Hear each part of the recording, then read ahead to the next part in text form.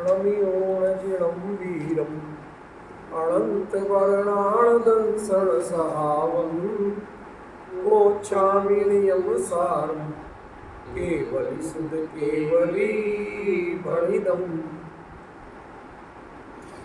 नियम सार परमागम। दूसरा अजीब अधिकार, उसमें 27वीं गाथा अपनी चल रही थी। लगभग चर्चा पूरी हो गई थी, थोड़ी सी चर्चा करके फिर 28वीं गाथा लेंगे। पहले 27वीं गाथा पढ़ते हैं। ए रस रूप गंधम दो फासम तवे हवे सावगुणम विहावगुणम विधि भरिदम जड़ समय समवपैडतम। देखो, एक बड़ा अंतर मैं आपको दिखाना चाहता हूँ। इसमें जिस चीज को स्वभाव गुण कहा, उसे यहाँ स्वभाव पर्याय अगली गाथा। जिसे आपने यहाँ विभाव गुण कहा, उसे यहाँ विभाव पर्याय। और कितना अंतर है? अगली ही गाथा, नहीं, पहले डिस्टेंस का अंतर कर रहा हूँ। अगली ही गाथा 10, 20, 50 गाथा बाद करते, चलो थोड़ा बहुत भूल भाल गए होंगे, वो 2-1 दिन पहले लिखी होगी, ये 2-1 दिन बाद लिखी होगी।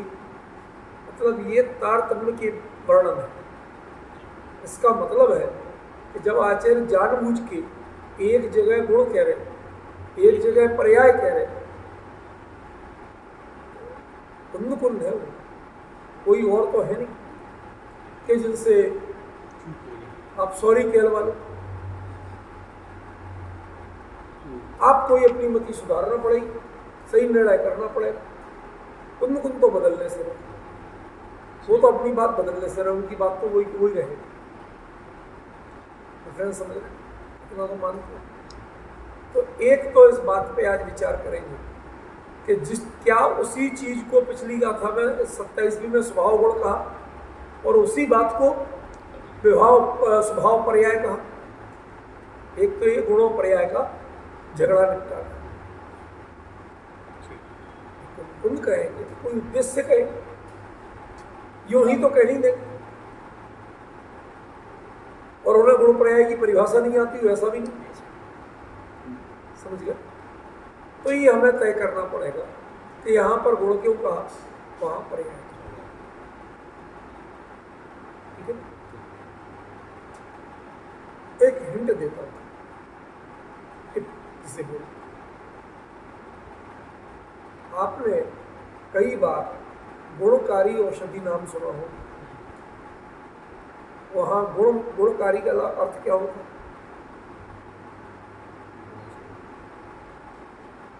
अच्छी क्वालिटी की, लाभ करने वाली, अचूक, रामबाण, दुनिया भर की बातें क्या, मतलब जो बीमारी पे परफेक्ट असर करेगी, उसे ठीक करेगी ही करेगी, उसे भी गुण कहते हैं। ठीक है ना? और उस गुण में स्वभाव गुण और विभाव गुण दो तरह के गुण। कई बार कोई चीज है तो बहुत अच्छी, लेकिन किस काम की होता है। मैं दृष्टांत छोटा दे रहा हूँ, राजकुमार जी क्षमा करेंगे। कुछ दिन, कई साल पहले अखबार में यहाँ बहुत पढ़ा था कि लोग दिमाग की दवाई देते, लेकिन वो छोटी सी मछली में डाल के देते और उसे साबुत निकलना। उसके हजारों मरीज कह रहा सब बिल्कुल ठीक। तो गुणकारी है कि नहीं? नहीं है। सुनो तो घबराओगे, इतने ज्यादा बेचैन नहीं हुआ करते। गुणकारी तो है, लाभ तो करती है, लेकिन विभाव गुणम, हमारे लिए वो विभाव स्वरूप, हमें किसी काम की नहीं, हम उसका सेवन नहीं कर सकते, हमारी जीवन शैली का अंग ये नहीं बन सकते। हम अहिंसक जीवन वाले हैं, हम ऐसी कल्पना तक नहीं कर सकते ये दवाई हमें दवाई है ही नहीं। अभी कह रहे थे गुणकारी, अभी कह रहे थे ये जो दो जगह दो विशेषण प्रयोग कर दिए, एक को स्वभाव गुण, एक को विभाव गुण, डिफरेंस समझे? तो गुण तो क्यों कहा वो बता रहा हूं, और स्वभाव विभाव क्यों कहा वो बता रहा हूं। जो आपको एक्सेप्टेबल हो, स्वीकार हो, जिसको आपको लागू करना चाहिए, अप्लाई करना चाहिए, वो क्या हुआ, और जिससे बच के रहना चाहिए। कोई कहे, लाख प्रचार करे, हजारों की भीड़ जुटे, सरकार के 2-4 मंत्री भी पहुंच जाए, तो बिहाव बड़ो, ध्यान ही नहीं दो। बच्चा आ गया, अरे पापा पापा ऐसी ऐसी बात, वो भी छोड़ो, बेकार की बात। अरे बेकार की नहीं, हजारों लोगों को फायदा हो रहा है, अरे बेकार की बात। अब आपकी बात समझ में, तो आपकी बात का समर्थन कर रहा हूँ, विरोध नहीं कर रहा हूँ, समझे ना? आप इस चीज से निषेध नहीं कर सकते कि वो गुणकारी है, लेकिन उसका लाभ कहां मिलता है, किनको मिलता है? देश में जो जयचंद होते हैं उनका लाभ किसको मिलता है? भारत को के पाकिस्तान को? होते तो भारत के, और अकल तिकड़म समझ उनमें भी होती। जब सारे देश के सुरक्षा व्यवस्था को, गुप्तचर तंत्र को आंखों में धूल झोंक के और चीजें वहां दे देते, वो लोग बेकल हुए, फिर उन्होंने दुर्बुद्धि क्यों की? अरे बुद्धि तो है ना, दूर सही, वही अपने देश के लिए लगाते तो कितना काम हो। डिफरेंस हो। और एक पाकिस्तान में है, पाकिस्तानी है, लेकिन आपके लिए जानकारी देते, बातें तो सभी जगह होती, तो वो आपके लिए अनुकूल है कि प्रतिकूल है? माने पाकिस्तानी अनुकूल है और हिंदुस्तानी प्रतिकूल है। यदि ये डायलॉग मारा जाए तो कैसा लगे? अरे साहब क्या बात करते हो, तुम जरूर किसी फला पार्टी के होगे, तुम पाकिस्तानी। अरे भाई तुम पूरी बात ना सुनते ना समझते हो, बिना सुने समझे भड़कते हो, ऐसे लोगों को कौन समझा? पहले बात को सुनो, समझो, उसके बाद बोलो। तो अब बताओ, जो पाकिस्तान का होके हित भारत का कर रहा हो, उसे भारतीय अच्छा कहेंगे कि बुरा? और जो भारत में जन्म लेके भला पाकिस्तान का कर रहा हो, उसे भला कहेंगे कि बुरा? अब आप दोनों की परिभाषा करने समझ रहे। अब आप उसको शॉर्ट कर देते हो, गड़बड़ी कहाँ होती है? पाकिस्तानी अच्छा और हिंदुस्तानी बुरा। ये सोच जो संक्षिप्त भाषा की है, इसलिए सारी गड़बड़ी पैदा करती है। जबकि पूरी बात क्या थी कि पाकिस्तान का मैं जन्म लेके वहां का नागरिक होके भी जो भारत का भला करता है वो पाकिस्तानी अच्छा, ये कहा था। आपने क्या कर दिया?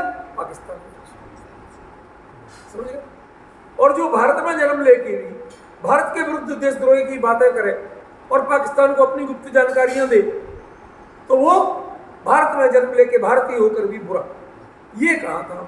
आपने क्या कर दिया? उसे भारतीय। इसका मतलब है कि कोई शब्द प्रयोग किए जाए और उनका पूरा संदर्भ नहीं दिया जाए तो वो बहुत खतरनाक है। समझ रहे? यही बात यहां है। ये ना गुण है और ना पर्याय, ना 27वीं गाथा में गुण की चर्चा है और ना 28वीं गाथा में पर्याय की चर्चा।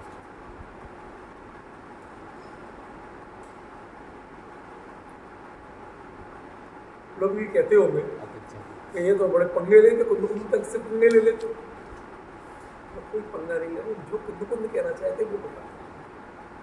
समस्या यही है हमारे बीच में कि हम सही बात को पकड़ ही नहीं पाते।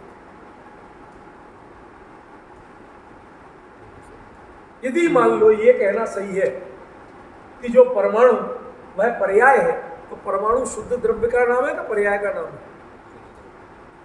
असल में पुद्गल द्रव्य क्या है? ओरिजिनल, असली, वो तो परमाणु है। स्कंद को एक बार आप पर्याय कह सकते हो, परमाणु को कैसे पर्याय कह सकते हो? कह रहे। इसका मतलब है कि उनका गुण कहने के पीछे विजन भिन्न है, वो द्रव्य गुण पर्याय वाला गुण नहीं है। और पर्याय कहने के पीछे विजन भिन्न है, वो द्रव्य गुण पर्याय वाली पर्याय है।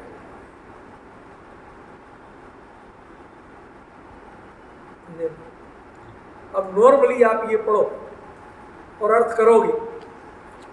साहब यहाँ गुणों की चर्चा, अगली गाथा में पर्याय की चर्चा।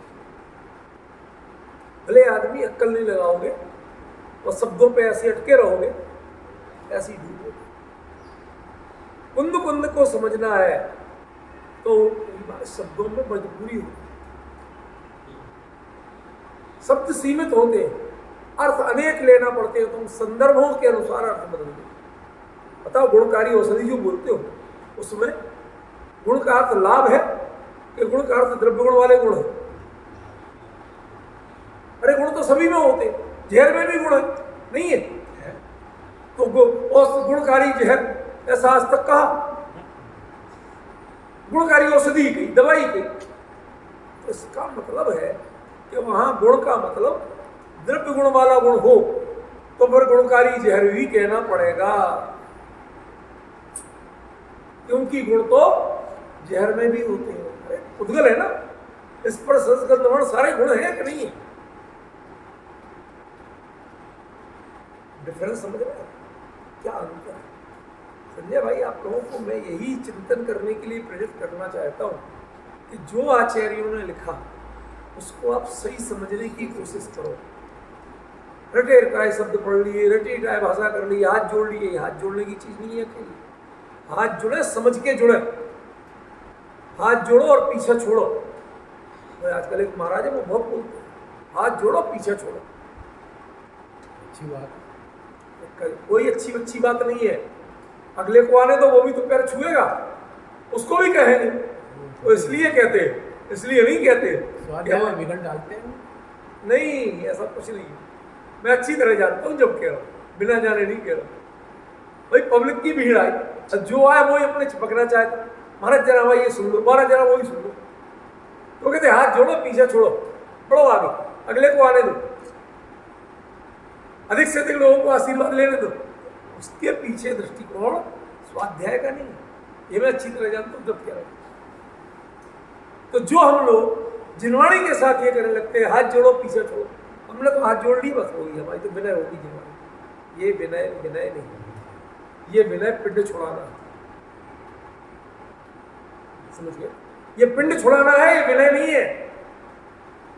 जो आप कह रहे हैं उन्हें स्वाध्याय करना होता और ऐसे कहते तो हमें समझ में आते, लेकिन अगला चेला है, दूसरा है, तीसरा है, चौथा है, 1000 लोग पैर छुए, 1000 को आशीर्वाद दूं, उतना बड़ा कहलाऊं, ये जो मानसिकता है इसको पिंड छुड़ाना नहीं। समझ गए? तो आप यदि अकेले विनय करते हो तो पिंड छुड़ा रहे हो। आप समझो, अच्छी तरह समझो, मूल आचार्य के अभिप्राय को समझो और उसके बाद श्रद्धा से हाथ जोड़ो। बिना समझे हाथ जोड़ो ना, पिंड छुड़ाना कहलाता। तो जिनवाणी को समझ के हाथ। सच बताओ, कल्पना भी की थी कि कुंद कुंद गुण और पर्याय शब्द का प्रयोग करेंगे और उसका अर्थ गुण और पर्याय नहीं हो। स्वभाव और विभाव का प्रयोग करेंगे और वो भी पुद्गल में, जिसमें स्वभाव विभाव की कोई परिस्थिति नहीं है। भाई वो जानता कहाँ है स्वभाव विभाव? आपको जो स्वभाव विभाव कहा जाता है जीव को, वो किस अपेक्षा कहा जाता है? जिसमें तुम्हारा हित है और किसमें हित नहीं है, वरना कोई विभाव नहीं है जीव। भाई दर्शन ज्ञान चारित्र, इन्हीं को अपने में लगाते हो तो स्वभाव कहते हो, पर में लगाते हो तो विभाव कहते हो। अरे दर्शन ज्ञान चारित्र का काम तो वही है। दर्शन का काम अहमपना करना, अब वो अपने में करे चाहे पर में करे, एक समय में एक ही में करता। उसने क्या अनर्थ कर दिया? फिर स्वभाव विभाव क्या हुआ? वो तो सब आपको मजा आया तो स्वभाव होगी, मजा नहीं आया तो ये सुख नाम का गुण, सुख की अनुभूति, ये क्या पुद्गल में है? नहीं है। तो पुद्गल में स्वभाव विभाव कैसे होता? पॉइंट समझ में? जगत में किसी पदार्थ में गलत परिणमन, गलत काम होता ही नहीं है। जो उसमें गुण है उनके अनुरूप ही परिणमन होता। आत्मा के ज्ञान की एक कंडीशन कतई नहीं है कि तुम अपने को ही जानो, पर को नहीं जानो। श्रद्धा की एक कंडीशन कतई नहीं है कि तुम अपने में श्रद्धा अपनापन करोगे, पर में करो। तुम्हारा काम है अपनापन, ज्ञान का काम है जानना। ये उनकी ईमानदारी। तो वो अपनी ईमानदारी से काम करते रहे, फिर गड़बड़ी का हो, फिर विभाव क्या हो? विभाव आपने अपने प्रयोजन से कहा, वस्तु से नहीं सोचा।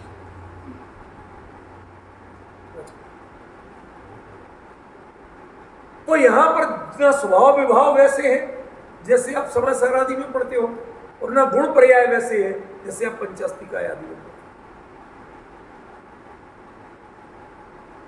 समझ रहे? अब लोग जो कहते हैं कि नियम सार में अजीब अधिकार तो काम पढ़ने के काम का नहीं है, पढ़ना ही नहीं चाहिए, तो समझ लो वो क्या है।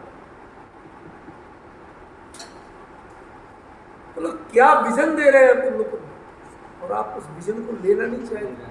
आप कुंद कुंद को फेल सिद्ध करना चाहते हो। उनने तो यूं ही लिख दिया था, क्यों? टाइम पास करना, फालतू बैठे थे, यह समझ नहीं थी कि क्या लिखना क्या नहीं लिखना, लिखे जा रहे थे। ऐसे कोई आरोप कुंद कुंद पर लगा सकते हो क्या? नहीं लगा सकते। तो आपने ऐसी बात कही कैसे? फिर अजीब अधिकार को समझा नहीं आपने, आपकी समझ में नहीं आ पाई बात, अपनी कभी मानो। कुंद कुंद ने काम की बात नहीं की, ये कैसे कह सकते हो? ऐसा समझ में आया? सच तो गौर से देखना। अभी मैं इसी बात को जो खोलूंगा ना, तो आपको और बम विस्फोट सा लगेगा। 41वां कलश निकालो इसी टीका में, अगले पेज पे होगा, देखो जरा। 41 नंबर का कलश मिल गया? चलो पढ़ो थोड़ा। अथ सती परमाणु रेक वर्णादि भास्वन् निज गुण निचेस्मिन् नास्ति में कार्य सिद्धि इति निज हृदि पत्वा शुद्धमात्मानमेकं परम सुख पदार्थी भावेत भव्य लोका। क्या अर्थ है पहले ये समझाऊं इसको, फिर तय करना कि जो आचार्य ने कलश लिखा है इस गाथा का, तो इस गाथा से इसकी बात मेल खाती है कि नहीं खाती। ये कलश समय सार के लिए बहुत अच्छा। पद्म प्रमिलधारी देव ने नियम सार में जितने कलश लिखे हैं, वो कलश असल में समय सार के लिए बहुत अच्छा। उसमें फ्लो, टोन, मानसिकता, मेंटलिटी जिसे कहते हैं, वो सारी समय सार की। नियम सार में जो प्रकरण चल रहा है, कई बार, हमेशा नहीं कह रहा, कई बार वो कलश उससे पटरी से उतरे। इसमें आचार्य कुंद ने क्या कहा इस गाथा में कि एक रस, एक गंध, एक वर्ण और दो स्पर्श, इस वाला जो पुद्गल है यानी परमाणु है, वो उसका स्वभाव हो, यही कहा। और जो सभी सारे स्पर्श, सारे रस, सारे गंध, सारे वर्ण प्रकट हो तो उद्भव, इतना ही कहा, सिंपल सी बात।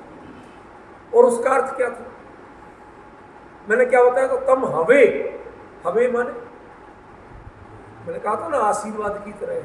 तुम्हें ऐसा दिख जाए तो सौभाग्य बनाना, माने परमाणु तुम्हारे ज्ञान का विषय बन जाए तो सौभाग्य बनाना।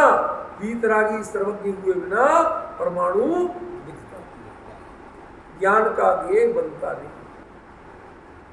इसलिए होदी नहीं कहा, हवे का। समझ गए? तो माने एक रस गंध वर्ण आदि को जानना सौभाग्य की बात थी कि दुर्भाग्य की? सौभाग्य की बात, ये पक्का। अब पढ़ो एक रस। अथ सती परमाणु एक वर्ण आदि भास्वन्। अथ माने यदि कदाचित, सती होता है, ऐसा होता है। क्या होता है? परमाणु, परमाणु के एक वर्णादि, जो एक वर्णादि रूप जो स्वभाव गुण है वो भास्वन, वो यदि तुम्हें दिखते हैं एक वर्णादि रूप परमाणु दिखता है। तो निज गुण निश्चेष में नास्ति में कार्य सिद्धि, तो उसमें मेरे लिए कोई फायदा नहीं है। ठेठ अर्थ कर रहा हूं। निज गुण निश्चय, मेरे गुणों के समूह में मैं अनुभव करना चाहता हूं आत्मा का, उसमें नास्ति में कार्य सिद्धि, मेरे कोई काम ही का नहीं है। ये बात क्यों भाई साहब, काम की है कि नहीं है तो कुंद कुंद नहीं थी होती काम की, तो उसे अब आशीर्वाद रूप क्यों कहते? बात समझ में आ रही? मैं पद्म प्रबल दारिद्र्य का विरोध नहीं कर रहा हूं, ये बात बहुत बढ़िया उत्तम कही है, लेकिन ये समय सार की शैली की बात है। नियम सार की जिस गाथा में जो बात कही है, ये उससे अपोजिट जाता है। बताइए, ये हमारे काम की बात नहीं है। एक रस गुण आदि के रूप जो परमाणु को जानना, ये हमारे काम की बात नहीं है, बेकार है हमारे लिए। और वहां क्या कह रहे, यदि ऐसा जान पाओ तो तुम्हारा सौभाग्य मनाना। अब बताइए, दोनों समान है कि दोनों अपोजिट? समय सार की दृष्टि से कहे तो बिल्कुल परफेक्ट बात कही। अरे तुम क्या पुद्गल को जानते हो? जानो तो चेतन को जानो। पुद्गल के पंडित बन के क्या करोगे? समझ में? तो ये कलश का प्रतिपाद्य गलत नहीं है, ये कलश गलत गाथा के उसमें, दूसरी गाथा के उसमें प्रयोग, ये इस गाथा के भाव से बराबर नहीं चलता, उससे भिन्न अर्थ होता है। पॉइंट समझे? क्लियर हुआ? मतलब मैं वैसे कहूं, आप जैसे रेगुलर और आमने सामने के अभ्यासी नहीं हो, तो इस बात को ऑनलाइन भी कहूं तो लोगों को पल्ले नहीं पड़े, माथा सुने। लोग कहीं आ रहे तो कुछ भी बोलते हैं, ये तो कुछ भी करते हैं, इन्हें तो अपना अपना दिखाना, ऐसे आरोप लगते रहते। मैं परवाह ही नहीं करता, मैं कोई परवाह नहीं करता। क्यों करूं परवाह? क्यों करूं माथा खराब? क्यों चिंता करूं? ये मेरे चिंता का विषय ही नहीं। और बोलो, मैं इतनी चिंता करता हूं कि कुंद कुंद के विपरीत एक शब्द भी ना बोल जाओ। मैं भय इस बात का रखता हूं और पूरा रखता हूं, लेकिन यदि कुंद कुंद के विपरीत कोई और बोल रहा है तो उससे समझौता नहीं कर सकते। समय सार में ये बात कुंद कुंद के बिल्कुल अनुकूल है, लेकिन नियम सार की इस गाथा में ये बात कुंद कुंद के अनुकूल है। लेकिन अंतर क्या था? हम लोगों को आदत पड़ गई थी, महिमा बसी थी समय सार। समय सार में जो बातें पड़ी वो दिमाग में हो गई फीड, और फीड हो जाने के कारण सबसे बड़ी कमी क्या होगी? हम बाकी ग्रंथों में भी वही सब विजन देखेंगे, समझ लो, और हमें दिखाई नहीं देता। वो चश्मा ही हरा हो गया, सारी दुनिया हरी दिखी। समय सार प्रतिबुद्धों के लिए और नियम सार निय भावना निमित्तम, एक नितांत अज्ञानी मिथ्या दृष्टि को सम्यक ज्ञानी बनाने वाला ग्रंथ, और एक कुंद कुंद जैसे महाज्ञानी की भावना को उन्नत करने वाला ग्रंथ, दोनों एक ही कैसे होता है? दोनों का प्रतिपाद्य एक कैसे होता है? और ये बातें कुंद कुंद लिख रहे हैं, मैं नहीं बता रहा हूं। नहीं, समय सार में भी लिखा, ऐसा आपकी बुद्ध कहता है, उसको मैं समझाता हूं। ये बातें समय सार में भी लिखी, पढ़ लो आप। तो हम कुंद कुंद को समझना नहीं चाहते, इसका मतलब है कुंद कुंद जिस बात की प्रतिज्ञा करके, जिस बात की सावधानी से बता के जो अर्थ कहना चाहते हैं, हम अपनी मर्जी से समझना चाहते। कैसे चलेगा भैया? कुंद कुंद को कुंद कुंद से समझोगे कि कुंद कुंद को अपनी मर्जी से करोगे आप? कुछ समझ में आ रहा है मैं क्या कह रहा हूं? मेरी आपत्ति कहां होती? मैं पद्मपूर्ण धारदेव का और उनके प्रतिपाद्य का रंच मात्र भी विरोधी नहीं। बहुत उत्तम, बहुत बढ़िया कलश है, पर ये समय सार की चर्चा के संदर्भ में बहुत बढ़िया क्लास है। वहां ये कहा जाए तुम पुद्गल का आकर्षण क्यों करते हो भैया, उसकी पंडिताई क्यों करना चाहते हो, क्यों जानना चाहते हो पुद्गल, उससे तुम्हारा काम चलने वाला नहीं है, उससे तुम्हारे आत्मा की उन्नति होने वाली नहीं है। तुम्हें यदि भगवान बनना है, तुम्हें सम्यक ज्ञानी बनना है, तो क्या करना, मैं अपने में मानो कि मैं एक शुद्धात्मा हूं और कुछ हुई नहीं। निज हृदय, अपने हृदय में मत्वा मानकर शुद्ध आत्मान में मैं शुद्धात्मा हूं एक और कुछ हुई नहीं।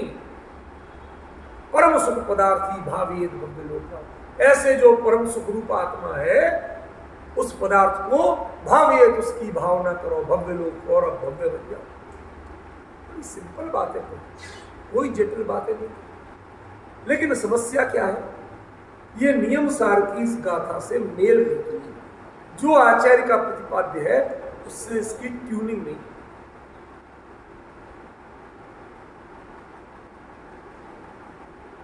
आपको अच्छा लगे तो मैं कुछ नहीं कर सकता। इसीलिए मैंने गुण और पर्याय शब्दों के अर्थ, अभी पर्याय का नहीं बताया और गुण का तो बताया। गुण माने लाभकारी, तुम्हें स्वभाव में पहुंचाने के लिए लाभकारी है। कौन, जान सको तो परमाणु ज्ञान।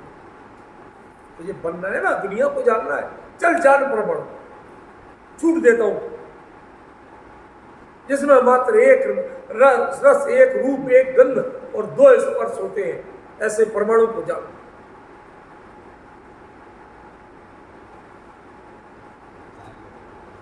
अब जानो, बताओ, समझ गए? है मत,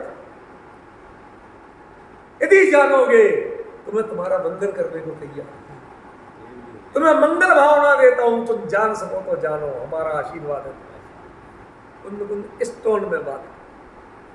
और यहां उसी एक रस आदि के लिए क्या कह रहे, ये सब बेकार की बात है, इनमें चक्कर में मत पड़ो। ये ट्यूनिंग में अंतर कहां आ रहा है वो पकड़ रहे हो। ये बात सामान्य पुद्गल के लिए कहते संजय भाई, पूछ लो कि तुम पुद्गल को जानने के चक्कर में अपना उपयोग बर्बाद मत करो। लेकिन तुम अंतर क्या पड़ गया, एक वर्णादि भाषण, एक वर्णादि जो रूप बात कही थी उसको जानने में तुमने ये बात हो जाए, पर्टिकुलर परमाणु के लिए ये बात हो जाए, ये गलत। समझ गया? तुम पुद्गल में भेद नहीं कर, तो ये बात बिल्कुल सही। परमाणु चेतन है या परमाणु शुद्ध अचेतन, अचेतन है ना, जड़ है, जड़ है ना, बिल्कुल। तो छेड़ाला बगैर पर द्रव्यंते भिन्न आप में रुचि सम्यक भला है, तो आप रूप को जान सकते, पहले ये बताओ, सम्यक ज्ञान कला है। आप बोलते तो हो, परमाणु जब अचेतन तो है, तो अचेतन। अरे भाई मैं क्या कह रहा हूँ राजकुमार जी, सुन रहे हो? परमाणु को जानना वीतरागता सर्वज्ञता के होने पर होता है, उसके पहले नहीं होता। समझ गए ना? तो हम कहते हैं कि आप परमाणु जान सको इतने योग्य बनो, माने वीतरागी सर्वज्ञ बनो। ये परमाणु अचेतन है ना, तो फिर वही बहस, आप बात को डाइवर्ट करते हो। मैं जो बता रहा हूं उसका तरीका समझो। परमाणु अचेतन है, 100% अचेतन है, उसमें मैं कोई विरोध नहीं करता। मैं क्यों जानूं इसे? अरे आपने कहा परिजन सिद्धि नहीं होती, आप भी तो बता रहे हो।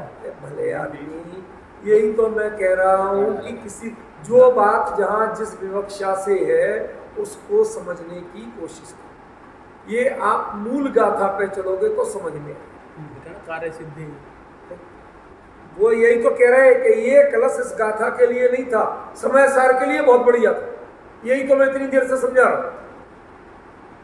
वो कलश गलत नहीं है, लेकिन इस गाथा का जो अभिप्राय है उसके साथ में उसके अनुरूप एक बात बताओ, सुनो, एक दृष्टांत देना पड़ेगा। एक बात बताओ, राष्ट्रगान के सम्मान में खड़ा होना चाहिए कि नहीं?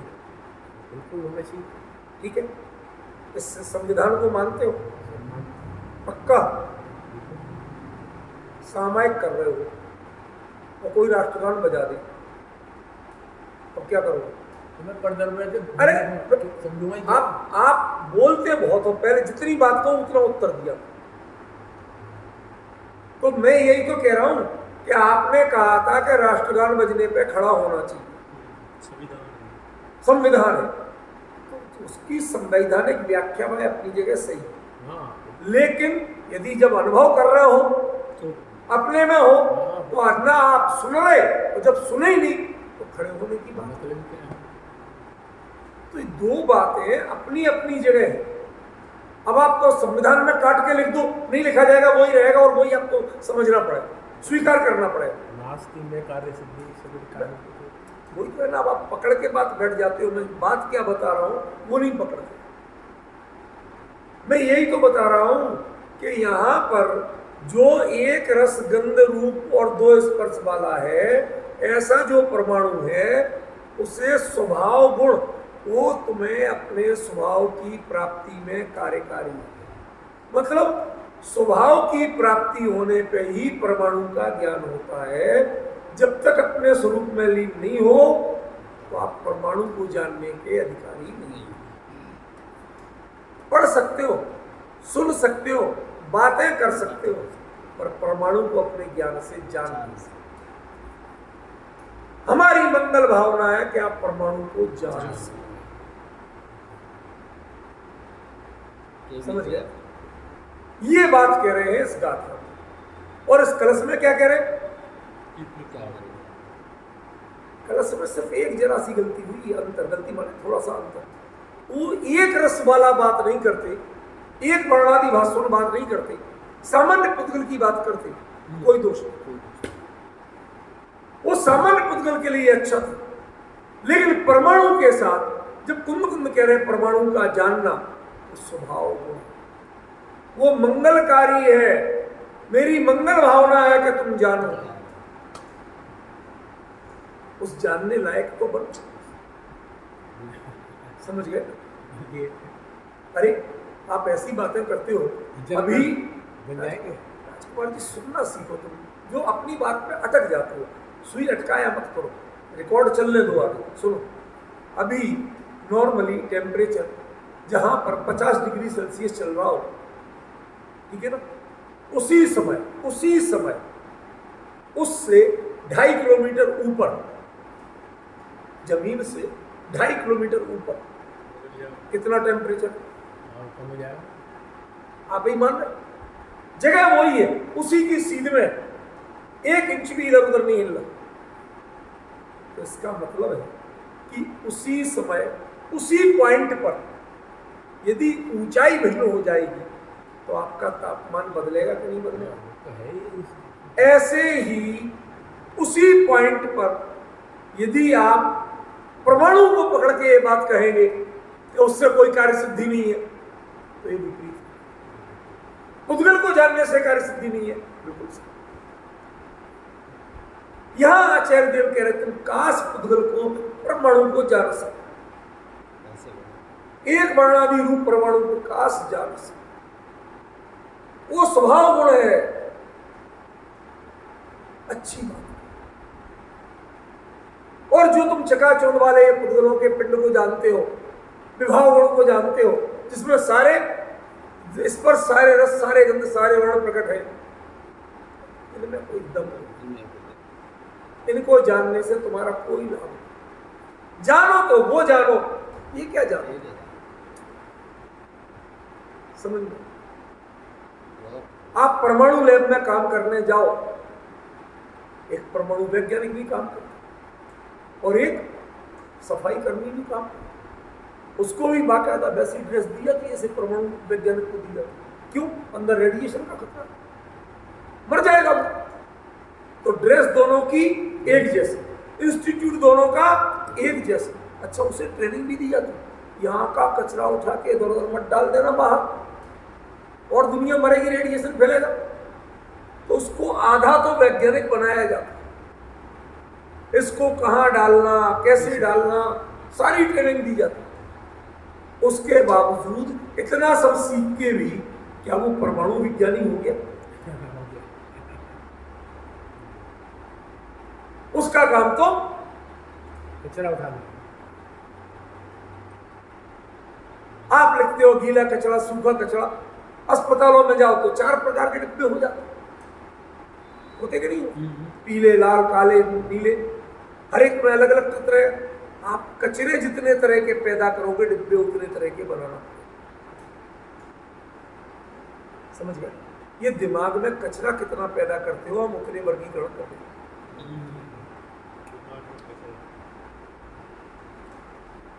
समझ गए?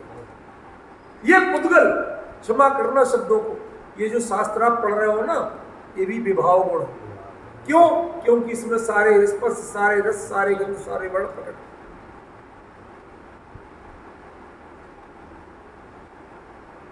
बर्दाश्त कर पाओगे? अभिनय नहीं कर रहा हूं, हाथ जोड़ के विनय पूर्वक कह रहा हूं। जिस वेदी को स्पर्श करते हो उसमें भी ये सब प्रकट है, वो भी विभाव गुण, उससे ऊपर नहीं कह रहा हूं, मर्यादा में बोल रहा हूं। बाकी समझदार हो नरेंद्र बाबू, समझ में आ रही बात? अच्छा, क्या कह रहे हो, उसकी गंभीरता को पहचान, यूं ही उत्तेजित होके मत बोलो। ये जो कथन है, ये जो भावुक लोग होते हैं, वो इस जगह खतरनाक है। नास्ति में कार्य सिद्धि, नास्ति में कार्य सिद्धि, सुई अटक के रहते। तुम्हारे कार्य की सिद्धि, तुम यदि सम्यक दर्शी हो भी जाओगे तो कुंद कुंद भी बहुत पछताए। सम्यक दर्शन से पछताए थे, नहीं कह रहा हूं, वो उसी भाव से मोक्ष जाना चाहते थे। सम्यक दृष्टि तो थी, जा पाए थे क्या? तो उनकी तो कार्य सिद्धि नहीं हुई, उन्हें तो मोक्ष जाना था, उन्हें अकेले सम्यक दृष्टि का तमगा तो लेना नहीं। लेकिन यदि तुम परमाणु को जानने के समर्थ हो जाओगे तो उसी भाव से मोक्ष कोई नहीं रोक पाए। संजय भाई, अब बताओ, ये इंपॉर्टेंट हुआ कि ये थोड़ा सा लो कैटेगरी का हुआ? तो ये जो बात क्या कह रहे हैं आचार्य, उनको समझने की कोशिश करो, पूरी भावुकता की बातें मत। आज जमाना ये आ गया है कि जितनी भावुकता की बातें करो। मैंने एक दिन बोला था हमारी यूनिवर्सिटी में, कुछ आ गए वीर रस के कवि और दर्दनादन गीत गा रहे, रक्षा तो वही होगा, जितने चाहे कह लो। एक बात पूछता हूं कि उनके पीछे कुर्सी के नीचे एक जरा सा पटाखा भी छोड़ दिया जाए, एक चिटपटी भी बजा दी जाए, तो सबसे पहले उनकी सुसु निकलेगी, तुम वीर रस के काय के? वीरता है कहाँ? खाली वाणी में जोर जोर से बोलने से वीरता हो जाएगी? ओज रस के शब्द और चिल्लाने से वीरता हो जाएगी? अरे वीरता हृदय का गुण है, आप में धैर्य होना चाहिए, बिना धैर्यशाली कभी वीर नहीं हो सकता। समझ गए? तो ऐसे ही हम अध्यात्म को भावुकता की ऊंची लैंग्वेज में तो बोलना पसंद करते हैं, लेकिन उस अध्यात्म को समझने की कोशिश पहचानोगे जिस दिन, उस दिन स्टेटस पता चलेगा कि कौन है, ये गाथा क्या है, सम्यक दृष्टि क्या होता है। ये केवली की है, तुम्हें केवली वीतरागी श्रम की बनाने वाली गाथा, उसके लिए स्वभाव गुण कहा, और उसको आप मेरी कार्य सिद्धि नहीं। अरे इससे बड़ी कौन सी कार्य सिद्धि चाहिए? वीतरागी बनने से बड़ी कोई कार्य सिद्धि है?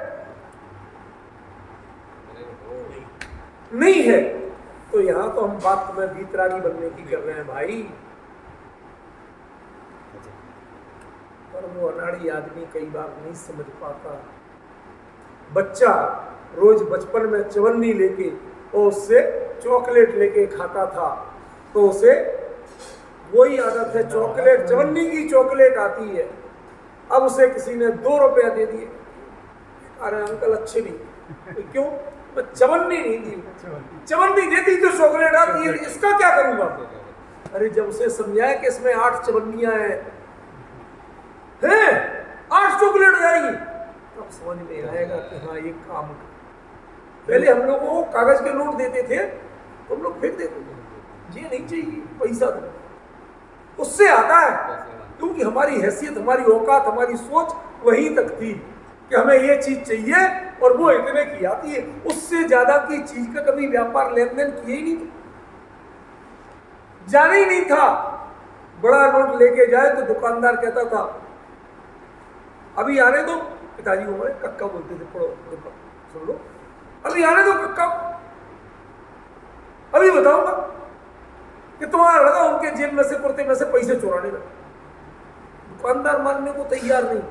तो तू रोज 5 पैसे लाता था, आज 1 का नोट 2 का नोट कैसे लाया, कहां से मिल गए? आज की भाषा में समझो तो 200 का नोट या 2000 का नोट आया कहां से? तेरे हाथ में है कहां से? डिफरेंस समझ रहे? इतना बड़ा।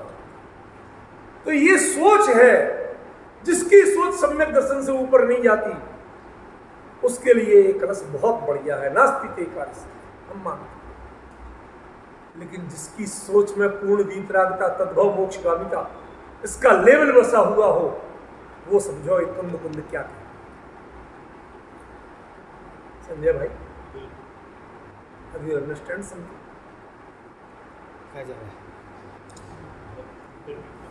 ये अंतर पड़ता है। इसलिए मैं बारंबार कहता हूं, जब इस सूत्र की व्याख्या जब आप लोगों की ऑनलाइन, जब क्या बताया, जो मूल सूत्र में कहा उसका व्याख्यान करो, तुम अपनी ओर से अपनी भावनाओं की अभिव्यक्ति मत करो। ये ग्रंथ तुम्हारा नहीं है, ये ग्रंथ कुंद कुंद का है। तुम अपने इमोशंस मत यहां जोड़िए। आपके इमोशंस के लिए आपको व्याख्याकार नहीं बनाया गया है। आप कुंद कुंद की जो बात है उसको स्पष्ट करने के लिए आपको इस गद्दी पर बैठने की अनुमति दी, आपको हाथ में कलम पकड़ने की अनुमति दी। समझे कि नहीं? ये अंतर है असल। पर आजकल हम लोग पढ़े ही उतना, और समय सार पढ़े तो उसमें उतना ही लेवल अप्रतिबुद्ध की बात है। आज तक हम अप्रतिबुद्ध से ऊपर ही नहीं सोच पाए। जब उससे ऊपर सोच नहीं पाओगे तो नियम सार समझ में क्या है? ये नियम सार तो उस तड़प वाले व्यक्ति का ग्रंथ है जिसको अगला भाव भी नहीं चाहिए। इसका बस चलते तो इसी भाव से मोक्ष जाते। इतनी अंदर धगस, इतनी पुरुषार्थ की भावना जिसको हो, वो कहां बर्दाश्त करेगा आपकी दौड़न की बात? नियम सार के कुंद कुंद के लिए समय सार का प्रतिपादन स्वीकार्य नहीं, क्योंकि वो अप्रतिबुद्धों के लिए, तो मेरे लेवल का। बच्चों की डोज अलग होती है, उनके राष्ट्र दवाई बच्चों के डोज अलग होते हैं और बड़ों के अलग। बड़ों का बच्चों को दे दो तो बच्चा, और बड़े को बच्चों का दे दो तो बड़ा मर जाए। इसलिए नहीं मर जाए, वो दवाई नहीं रही, वो इतनी डाइल्यूट हो गई, उसकी मात्रा इतनी कम हो गई कि उसकी बीमारी पर असर नहीं।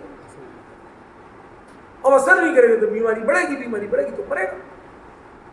और उसको ओवरडोज हो गई तो वही जहर बन गई। मैं कहता हूं, तो आप अभी कह सकते साहब आया तो आप देखो, शास्त्र की गद्दी पे बैठ, आपको जनरल व्याख्यान देने के लिए कहा जाओ, आप खुद समय सार रख के करो खुद। लेकिन यदि आपको नियम सार जैसे ग्रंथ का विस्तार किया हो, प्रवचन सार जैसे ग्रंथ का विस्तार किया हो, तो जो उसमें कहा गया है उसका व्याख्यान करिए। आप अपनी ओर से अपने इमोशंस, अपनी समझ, अपने स्तर की बात मत करिए। वो उस ग्रंथ आप लो ना, वो ग्रंथ जो आपके स्तर का। यदि आपकी बुद्धि नहीं चलती, यदि आपकी समझ नहीं चलती, तो लो वो ग्रंथ। लेकिन यदि इस पर बैठते हो तो इसके साथ न्याय करने से। अब बताइए, एक सवाल मैं वैसे ही पूछ रहा हूँ, तो ये तो समझ में आया। आपने खुद ही बताया था कि भरत क्षेत्र में मोक्ष की प्राप्ति नहीं हो सकती, ये आपकी बताई हुई बात है। तो फिर वो कार्य सिद्धि जो मोक्ष प्राप्त करनी है, कार्य सिद्धि, आप ही समझाओ मेरे को कि ये फिर कैसे होगी। यहाँ कुंद कुंद जैसे महान समर्थ आचार्य अपनी भावनाओं की वृद्धि करने के लिए, अपने को अपग्रेड करने के लिए नियम सार लिखे। तो आपको अपनी बात नहीं जोड़ना है, कुंद कुंद ने जो कहा है उसका अर्थ करो। आपने खुद ही बताया था, वही की वही बात। आप सुई को अटका के मत रखा करो। रिकॉर्डर पे यदि सुई अटक के रह जाए ना, तो फिर वो गाना नहीं बजती, फिर तो वो बेसुरी आवाज हो जाती, डिस्टर्बेंस हो जाती। आप सुई को आगे बढ़ने तो दिया। वो बात अपनी जगह थी। पंचम काल में मोक्ष नहीं होता, ये बात अपनी जगह, ठीक है। लेकिन मोक्ष कैसे जाया जाता है, मोक्ष जाने मोक्षगामी जीव के क्या क्या होता है, ये जानने का निषेध आपने कब किया? अपने को अपग्रेड कर रहे हैं। आप यदि अमेरिका जाओ और व्हाइट हाउस हुआ हो तो आप अमेरिका के राष्ट्रपति बन गए? नहीं बन गए। लेकिन यदि वहां जाओ और कोई व्हाइट हाउस घुमा दे तो आप उसके थैंकफुल होंगे कि नहीं होंगे? जानना चाहेंगे, देखना चाहेंगे, नहीं जानना? आप वहां पर रहने वाले नहीं बन सकते, लेकिन देख भी आए तो एक गर्व का अनुभव होता है, संतोष होता है कि हमने व्हाइट हाउस देखा। ऐसे मोक्षगामी जीवों की परिणति, उनकी दशा, उनके स्टैंडर्ड क्या होता है, वो जानने की बात कर। उसको जानने में आप ऐतराज क्यों कर रहे हो? क्यों कहते हो बार बार करने, नहीं भाई साहब हम तो अपने घर से आगे जाएंगे नहीं, क्योंकि उसके अलावा मेरी कोई प्रॉपर्टी नहीं। तो लाल किले भी मत जाइए, लाल मंदिर भी मत जाइए, कोई आपकी प्रॉपर्टी थोड़ी।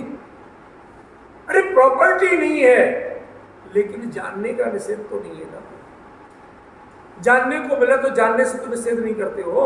तो यही तो कह रहे कि तुम पंचम काल में मोक्ष नहीं जा सकती, लेकिन पंचम काल में रह के ये तो जान सकते हो कि मोक्षगामी जीवों के परिणाम कैसे हैं।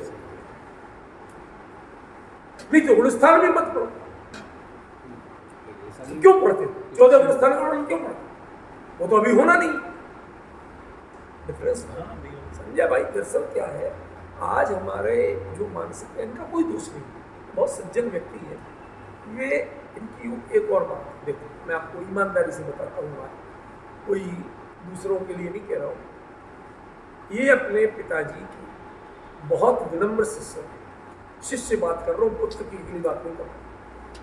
वो बहुत गहरे अभ्यासी मुमुक्षु थे लालाइंद्र सिंह, और उन्होंने बहुत अपने जीवन आखिरी दिनों में इन्होंने कहा, मैं कई बार गया तो उनसे चर्चा करता था, मैं आज हृदय से उनको याद करता हूँ, स्मरण करता हूँ।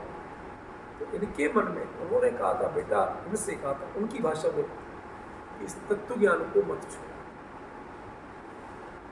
यद्यपि इनको उस समय बिल्कुल पकड़ नहीं थी, रुचि नहीं थी, लेकिन इन्होंने पिता की बात मानी, और आज तक यहाँ तत्व चर्चा में कोई भी लोग छूट गए, कितने ही लोग बदल गए। एक राजकुमार जी जो आज तक इस चर्चा में बदले, वो अपनी बात कह लेते हैं, बात अलग है, ट्यूनिंग मिले या नहीं मिले, लेकिन उन्होंने इस चर्चा को छोड़ा नहीं है। ये आप लोग पहचान के रखना, एक इकलौते व्यक्ति है, समझे ना? अब परेशान उनके कहने का कारण क्या है? कई बार उनको वो चीज, जो चीज चाल से आप चल लेते हो, उस चाल से वो तालमेल नहीं मिला। तो पूछेंगे भैया हमें तालमेल तो मिलवाओ, हमें छोड़ के आगे कहाँ जाए? उनका मतलब सिर्फ इतना होता, उनका मतलब आपके व्यर्थ के प्रश्न करना नहीं, टोका टाकी करना नहीं। क्यों? क्योंकि ये संस्कार उनको उनके पिताजी से। मैं बड़े जो गुणी हैं उनको बहुत हृदय से याद करता हूं। आपको क्या बताऊं, अभी मेरी जितनी बुक्स निकलती हैं, आपने उनके जो पुरोवाक ऐसे जो लिखते हैं ना, पुरोवाक वगैरह वो लिखते हैं जो बहुत बड़े स्कॉलर। मैंने एक नई परंपरा से जो मुमुक्षु समाज के स्वाध्यायी सज्जन और बुजुर्ग, जिनको कम से कम 40-50 साल शास्त्र स्वाध्याय करते हुए, वो कोई पंडित के रूप में नहीं जाने जाता, बड़े विद्वान के रूप में नहीं जाने जाता, गद्दियों पे नहीं बैठते। इवन उनमें से कई ऐसे हैं कि मैं जाऊं तो मेरे उल्टे पैर छूते हैं, मेरे से बड़े होते हुए भी, और मैंने उनको अपने से ऊपर स्थान देके उनकी ओर से लिखा। क्यों? क्योंकि मैं मात्र चर्चा कर रहा हूं, अपने अंदर में क्या कर रहा हूं वो तो मैं जानू, और केवल समाज में मात्र चर्चा कर रहा हूं।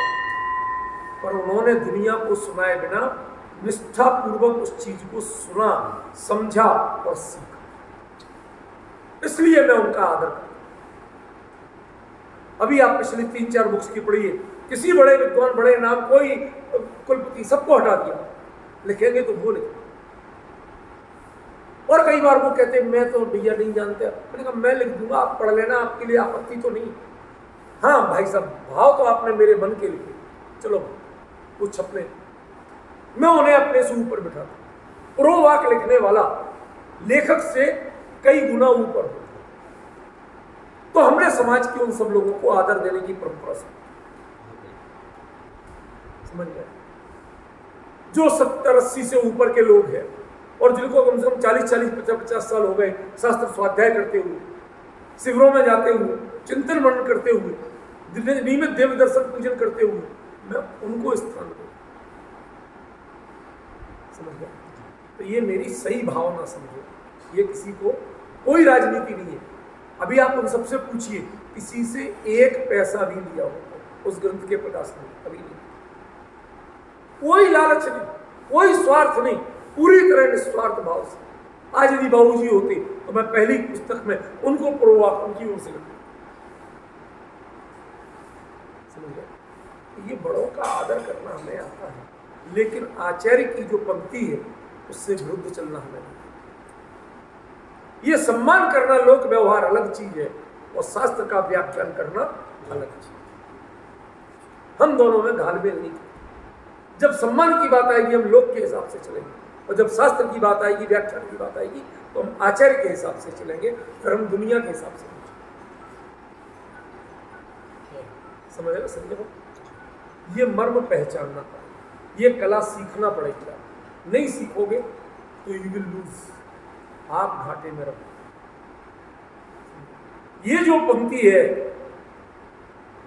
नास्ति में कार्य सिद्धि, आपने अर्थ तो समझ लिया राजा, लेकिन मुद्दे की बात नहीं समझ पाए कि ये कार्य सिद्धि नहीं है मेरी। ये कौन कह रहा है? ये प्रतिबुद्ध ज्ञानी मिथ्या दृष्टि जीव की ओर से ये कथन। लेकिन भावलिंगी मुनिराज, सच्चे मुनिराज, 7वें गुणस्थान में, 6वें 7वें में झूलने वाले, वर्धमान चरित्र के धनी, जब उनकी बात हो तो उनकी पंक्ति का अर्थ उनके लेवल से करना चाहिए, फिर आपको अपने लेवल से। तो बस इतनी बात है, ठीक है? बुरा मत मानो। हमारे मंत्री महोदय विराजमान हैं, ये दुनिया को बहुत जानते हैं। मैं एक छोटी सी बात पूछना चाहता हूँ, भाई साहब, घर में जो 1 कप चाय बनती है वो कितने की होती है? ऐसी बताओ ना, मैं सब कुछ बताओ। जो घर में बनती है वो होटल से तो सस्ती पड़ती है, ढाबे से।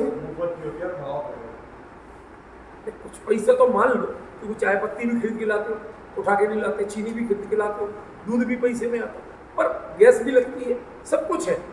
और जो हम बाजार में पे करते हैं उससे तो थोड़ी बहुत सस्ती ही होती है। हम भोजन घर में करते हैं, वही ढाबे पे करो, महंगा तो पड़ेगा। स्वाद बेस्वाद हानि लाभ वो अलग चीज है, पर पैसे का भी तो अंतर है। लेकिन जब आप वही व्यक्ति जो ढाबे या नुक्कड़ के ठेले की चाय से सस्ता समझ के और ज्यादा अच्छा समझ के घर की चाय पीते हो, सोचते हो कि भाई ये 4 रुपए की पड़ना चाहिए, 10 रुपए लेते संजय। लेकिन जब आप 5 स्टार में जाते हो तो छूटते ही पहले तो 200 रुपए 500 रुपए चाय के रखते हो और उसके ऊपर 50 रुपए टिप के रखते हो। तब आपको वो 550 वह 50 रुपए फ्री के वेटर को देना तो आपको महंगी नहीं लगती? भाई अब मेरा स्टेटस 5 स्टार में पीना है तो फिर 50 रुपए की टिप तो बनती है। इससे कम देंगे तो वो हमें कहेगा कौन भिखारी है।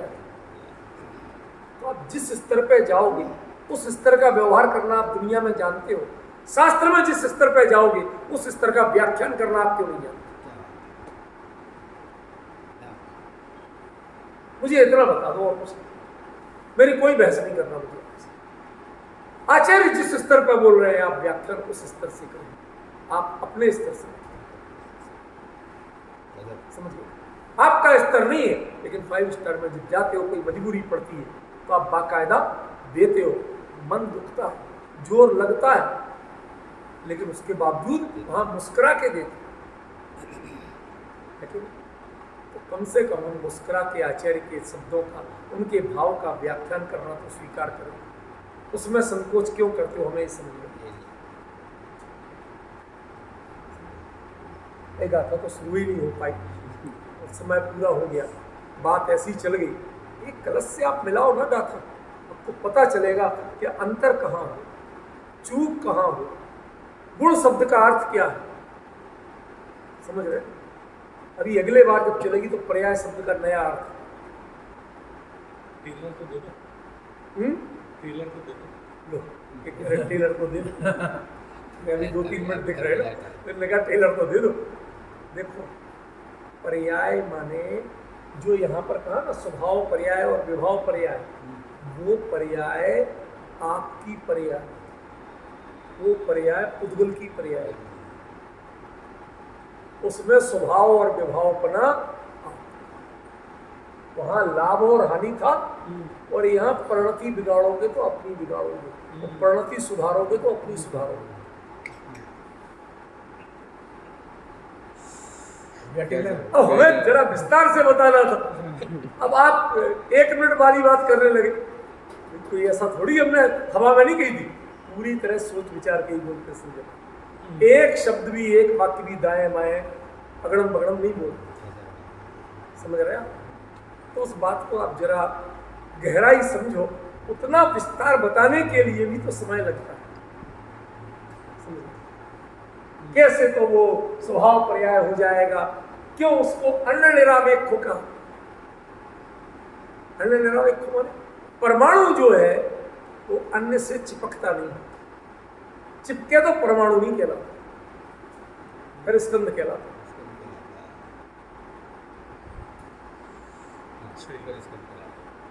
ऐसे ही तुम यदि पर को जानने में उसमें उपयोग को, राग को चिपकाओगे, राग गोंद है, चिपकाने की कोशिश करोगे तो या उसमें चिपकने की कोशिश करोगे,